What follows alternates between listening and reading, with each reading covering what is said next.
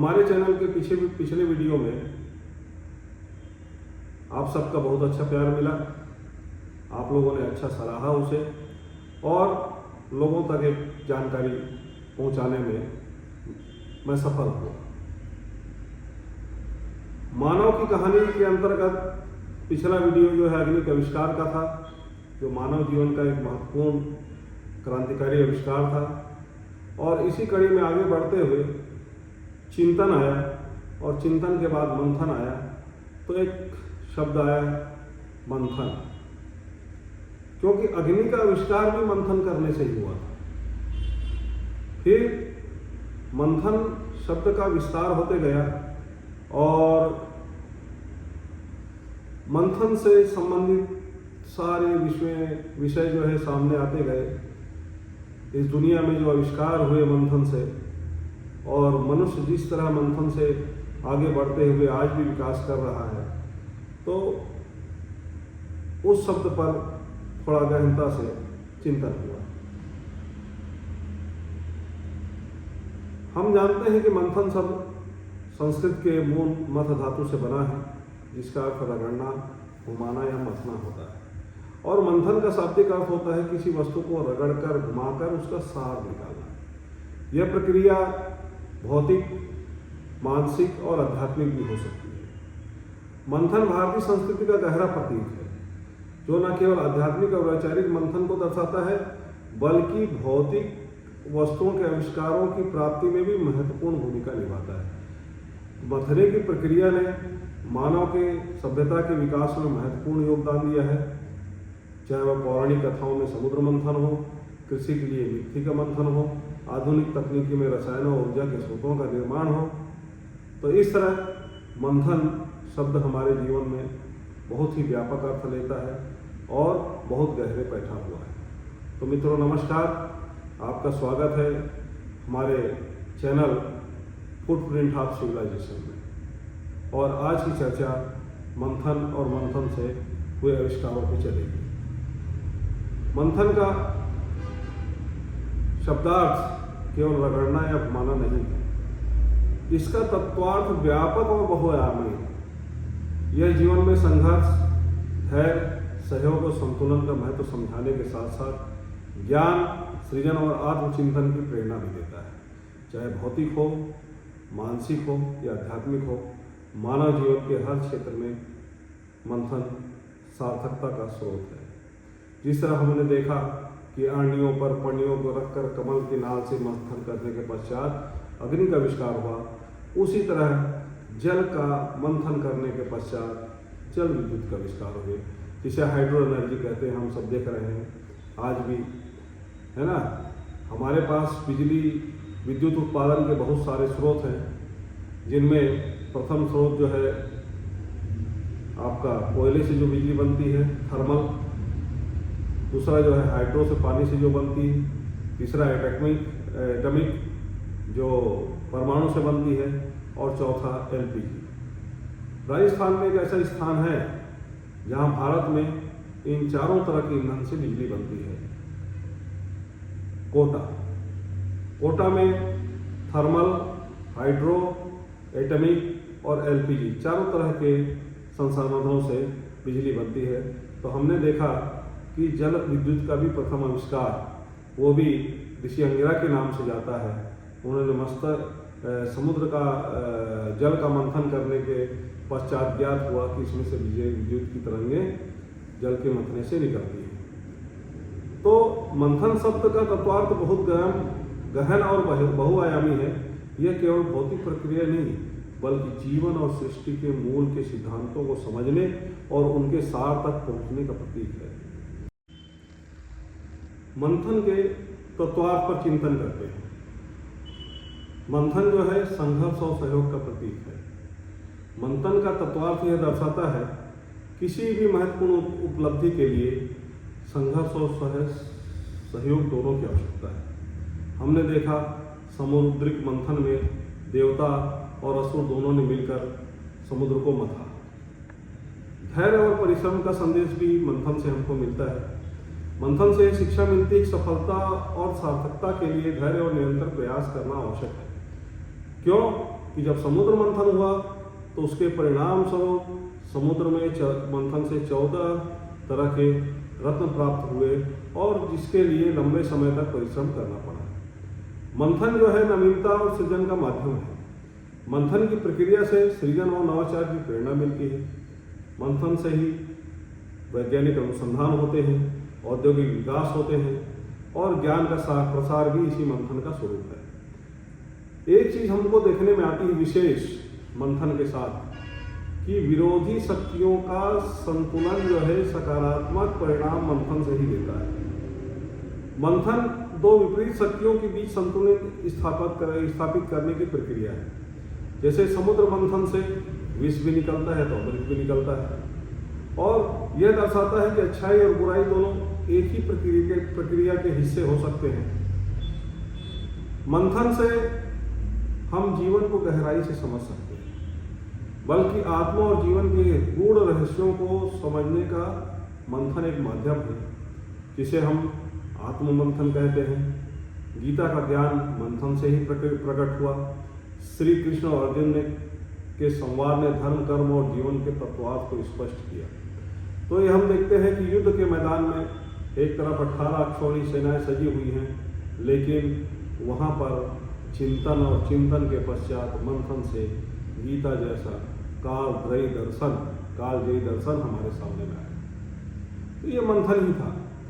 तो मंथन एक ऐसा शब्द है जिससे विरोधी शक्तियां आपस में मिलकर एक सकारात्मक परिणाम देती हैं। मंथन के दार्शनिक पहलू भी हैं। मंथन जो है आत्मचिंतन और आत्मज्ञान की ओर लेकर जाता है। योग, ध्यान को मानसिक और आध्यात्मिक मंथन कहा जाता है। अगर हमको समाज में कुछ सुधार करना है तो समाज के सारे लोग बैठकर चिंतन मनन करते हैं और मनन करने के पश्चात मंथन करते हैं तो समाज के विकास में वहाँ से जो सार निकलता है वो समाज के विकास में सहायक होता है। विज्ञान और तकनीकी का विकास भी मंथन से ही होता है। ये जितने भी आविष्कार हमको धरती पर हुए दिखाई देते हैं, यह चिंतन, लगातार श्रम और मंथन के पश्चात ही ये सारे नवाचार जो हमको दिखाई देते हैं वो सामने हैं। चरक और सुश्रुत ने चिकित्सा के क्षेत्र में मंथन किया और जिससे आयुर्वेद जैसा ग्रंथ का विकास हुआ। तो ये सतत मंथन की प्रक्रिया के कारण ही हुआ। हम देखते हैं कि अग्नि का मंथन से अग्नि प्रकट होती है, मंथन से जलीय विद्युत प्रकट होती है, मंथन से षट रस निकलते हैं, आत्म मंथन से जीवन दर्शन निकलता है जो मनुष्य को इस संसारिक बुराइयों से बाहर निकालकर आगे अच्छाई की ओर ले जाने का मार्ग प्रशस्त करता है। फिर मानव विकास की कड़ी में जब मनुष्य ने पशुपालन करना सीखा और गायों का पालन किया तो उस समय उसने दूध को जमाना सीखा और दूध जमाने के बाद जब मंथन किया तो मंथन करने के पश्चात इसने प्रकट हुआ, इसको मक्खन कहते हैं। और उसी मक्खन से घी पैदा हुआ। तो मानव को मंथन द्वारा विकास के रास्ते में घी जैसा अद्भुत पदार्थ प्राप्त हुआ जिसका सेवन मानव अपने दैनिक जीवन में आज भी करता है। और घी जैसा उत्पाद मंथन से प्रकट होने के कारण मानव विकास को, सभ्यता को आगे बढ़ाने में काफ़ी सहायक हुआ। हमारी पौराणिक कथाओं में देखते हैं हम देवताओं और असुरों ने मंदराचल पर्वत को मथनी बनाया और वासुकी नाग को रस्सी बनाकर समुद्र को मथा, जिसमें कामधेनु, कल्पवृक्ष, विष, अमृत जैसी चीजें हमको प्रकट हुई। तो यह सतत प्रक्रिया संघर्ष, सहयोग और धैर्य का संदेश देती है। जल आज भी हम देखते हैं घरों में जल निकालने के लिए जो नलके करते हैं, बोरिंग करते हैं, उसकी मशीन भी वो मंथन करने का ही कार्य करती है। मंथन करने के पश्चात गड्ढा होता है और गड्ढे से जल निकलता है, तेल निकलता है और उसी गड्ढे से धातुएं निकलती हैं, लोहा, तांबा, सोना, सब ये मंथन करने के ही पश्चात प्राप्त होता है। तो मंथन से औद्योगिक क्रांति का सूत्रपात भी हुआ। जब हम खेती करते हैं और खेती करके अनाज को घर में लेके आते हैं रास में, जब उसके ऊपर अनाज निकालने के लिए जो बैलों से गाह के अनाज निकाला जाता था, उसको हमारे छत्तीसगढ़ में दौरी फांदना कहते थे। तो दौरी भी गोल गोल घूमती है धुरी के चारों तरफ, तो वो भी मंथन का ही एक प्रतीक है। और इसी तरह इस मंथन से कृषि के उपकरणों का भी विकास हुआ, उनका उत्पादन भी हुआ।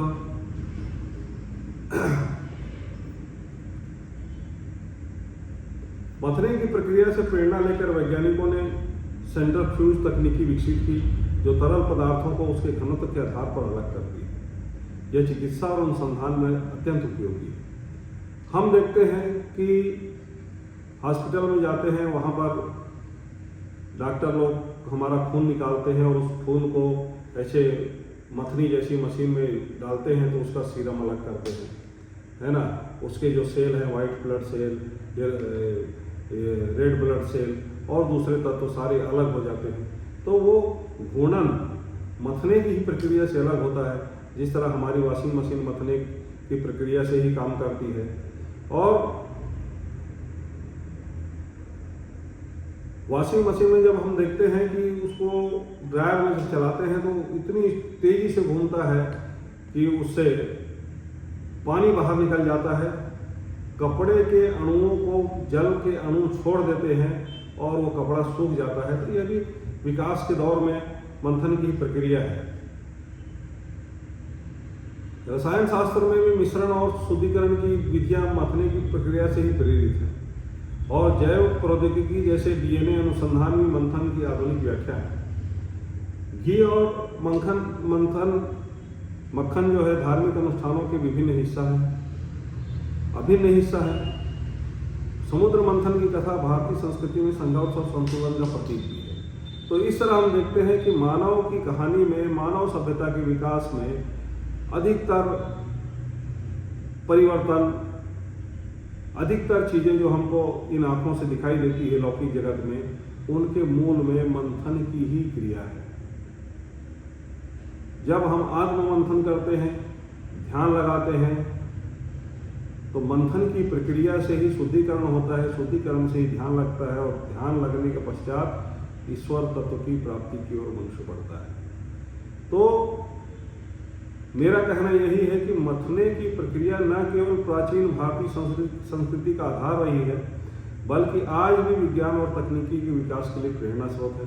चाहे वो मक्खन बनाने की सरल प्रक्रिया हो, समुद्र मंथन की हो, गूढ़ कथाएं हो, या आधुनिक तकनीकी का विकास हो, मथने ने जीवन के हर क्षेत्र में योगदान दिया है।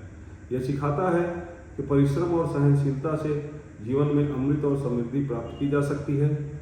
तो इसलिए आज मित्रों हमारा चिंतन मथने पर था, मंथन पर था। आप भी मंथन करिए और इस मंथन के पश्चात जो नवनीत प्राप्त हो उस नवनीत को ग्रहण कीजिए, उस मक्खन को ग्रहण कीजिए, उस स्नेह को ग्रहण कीजिए।